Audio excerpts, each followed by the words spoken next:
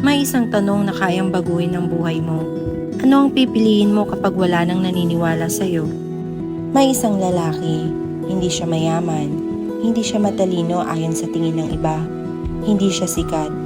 Araw-araw, pareho lang takbo ng kanyang buhay. Gigising, papasok sa trabaho, uuwi, matutulog, at uulitin na naman kinabukasan. Pakiramdam niya habang tumatagal, parang nawawala ang kulay ng kanyang mga pangarap. Hanggang sa dumating ang araw na sinabi niya sa sarili niya, ganito na lang ba habang buhay? Marami sa atin ang nakaranas ng gantong pakiramdam. Parang gusto mong umusad, pero natatakot kang mabigo. Natatakot kang iwan ang nakasanayan. Natatakot kang magsimula muli. Kaya nananatili ka kung nasan ka, kahit alam mong hindi ka na masaya. Isang gabi, habang nakaupo siyang mag-isa, napaisip siya, anong mangyayari sa buhay ko kung wala akong babaguhin? At doon niya napagtanto, hindi ang kabiguan ang pinakamalaking kalaban, kundi ang pagiging komportable sa buhay na ayaw mo naman. Kinabukasan, may ginawa siyang kakaiba. Hindi malaking negosyo, hindi milyon ang puhunan, hindi rin instant ang tagumpay.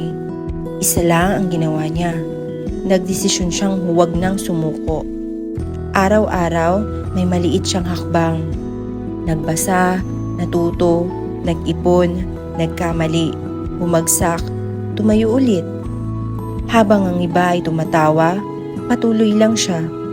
Habang ang iba ay nagsasabing imposible, mas lalo siyang nagsikap. Hindi naging madali. May mga gabing gusto na niyang sumuko. May mga pagkakataong pakiramdam niya ay wala talagang nangyayari.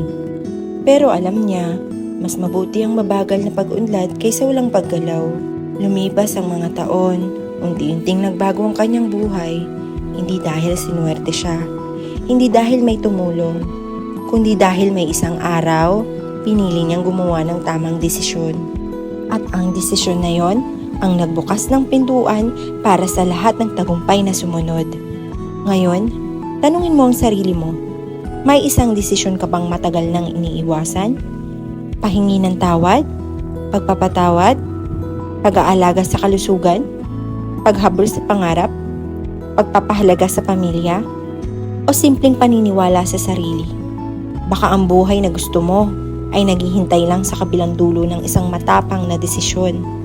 Hindi mo kailangang baguhin ang buong buhay mo sa isang araw. Kailangan mo lang gawin ang tamang unang hakbang. At tandaan, ang kinabukasan mo ay nabubuo sa mga desisyong ginagawa mo ngayon. Kung umabot ka hanggang dito, sana ay magsilbing paalala ang kwentong ito na hindi pa huli ang lahat para magsimula. Kung nagustuhan mo ang video, like mo naman to at ibahagi sa ibang nangangailangan ng inspirasyon at mag-subscribe sa Positive Pulse PH para sa mas marami pang kwentong magbibigay ng pag-asa at lakas ng loob. Hanggang sa susunod na kwento, tandaan mo, minsan isang desisyon lang ang kailangan para magsimula ang bagong buhay.